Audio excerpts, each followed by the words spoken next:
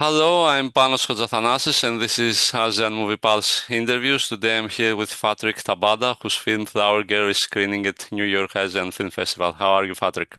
I'm great. I'm great. I'm excited for the international screening of Flower Girl. Okay, great. So first question, tell me a bit about the inspiration behind the film, and particularly the genitalia concept. I think it stems from the ideas that the world judges us based on our reproductive organ. Men are considered powerful because they have penises, and women are treated unfairly because they have vagina, and trans women are being discriminated because they're trans. So from there, the question raised: if your reproductive organ disappears, who are you? So from that ideology, I developed a comedic lagline of Flower Girl. Mm-hmm. And in the end, do you feel that they are mostly the heterosexual men or heterosexual women that are, let's say, in fear of trans people the most, or let's say, more racist towards them? I think it's heterosexual men. I think the heterosexual women and trans women actually share the same enemy, which is the patriarchy. So I think they need to be allies. Mm-hmm. The point of the film, I think women and trans women should work together. Mm-hmm.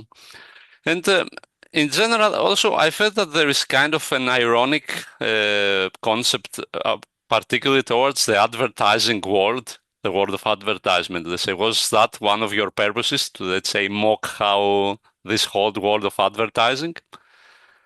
Sorry, what about advertising? Yeah, like I felt like the film occasionally looks like an advertisement of sorts, like it takes place within an advertisement, let's say.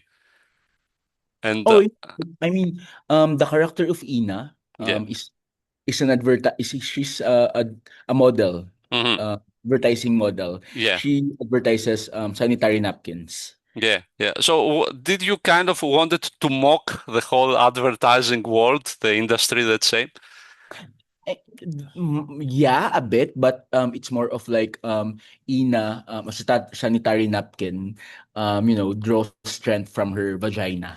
Uh-huh. Okay. Yeah. Okay. And the tagline of that napkin in the film was "Shout your womanhood." So when her vagina disappeared, she can no longer shout her womanhood. Mm-hmm. And in the end, I'm not sure. Do you like Ina as a character? Let's say you met him in real life. Would you like her? At first, maybe not, but at the end of the film, yeah, I like her redemption arc. Mm-hmm.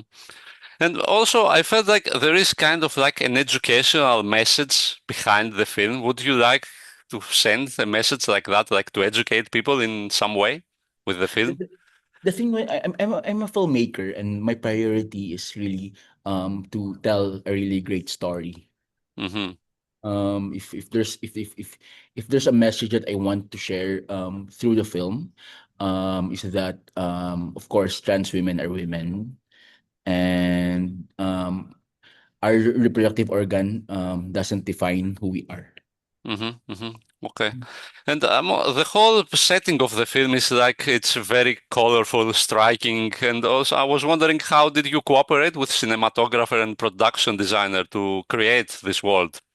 Yeah, I met with Cara Moreno and Ana Lu Sanchez. Cara is my cinematographer, Ana Lu is my production designer.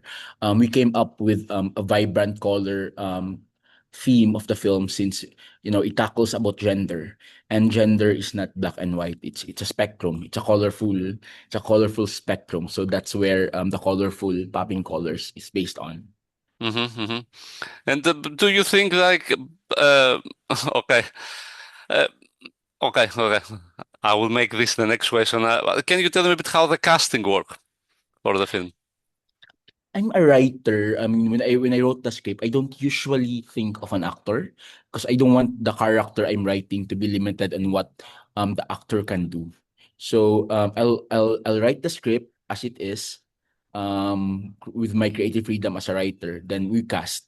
When I pitch it to Sue Ramirez is a really great actress. When I pitch her, when I told her the log line, she immediately said yes. Uh-huh. Okay, So okay.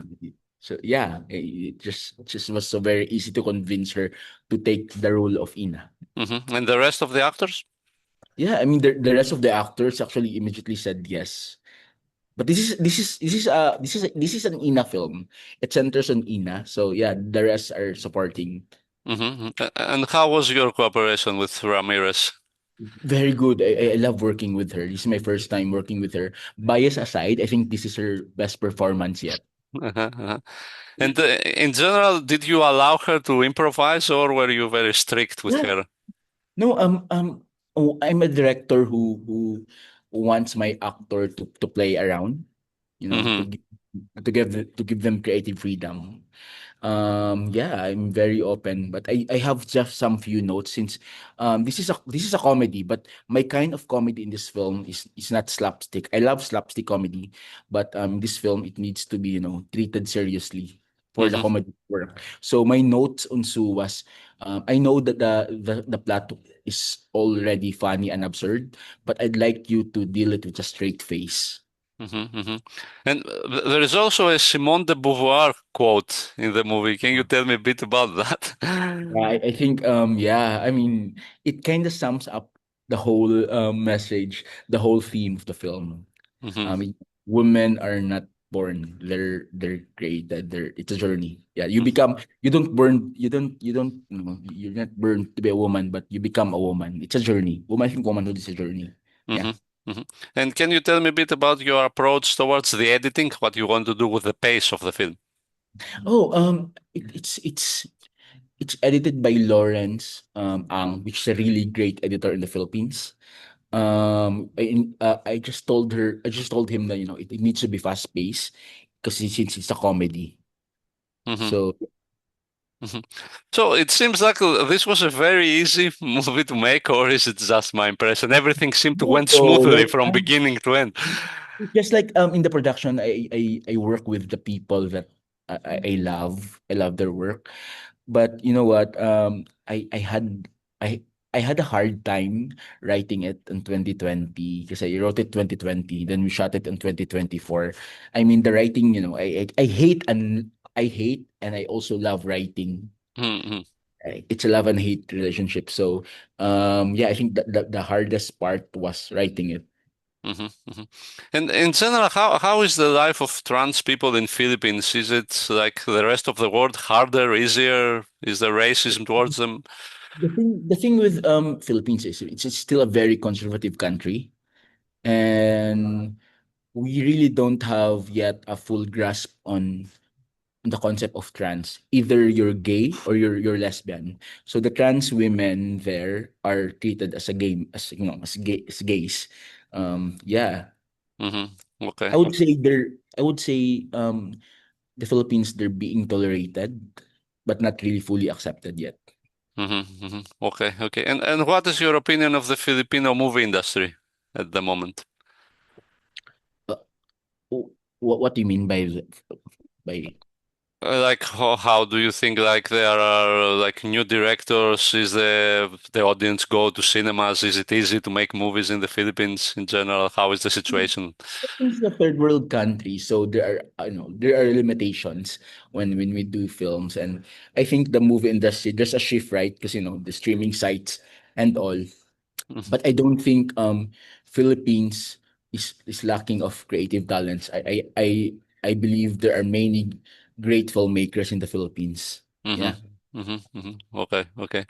And I guess last question, future projects. What will you be working on after this? And I have some few projects that I'm working on. I don't know if it's allowed to say, but yeah, I'm writing now. I'm writing a full-length screenplay. I'm also writing a series. uh-huh. So Okay, okay. And has the film opened in the Philippines or not yet? yeah, it did last month. Uh-huh. And how was the reception from the audience? Yeah, I'm actually very happy about the reception. Reading the reviews and the letterbacks. Uh-huh. So Okay. generally positive. I think so. I mean, there are some few, since Philippines is a very conservative country. There are some get offended, but you know what? It's okay. I think. Okay. All right. Well, I guess that's it. Thank you very much for your time. Thank you so much, Guys, Pat. have a nice day. Okay.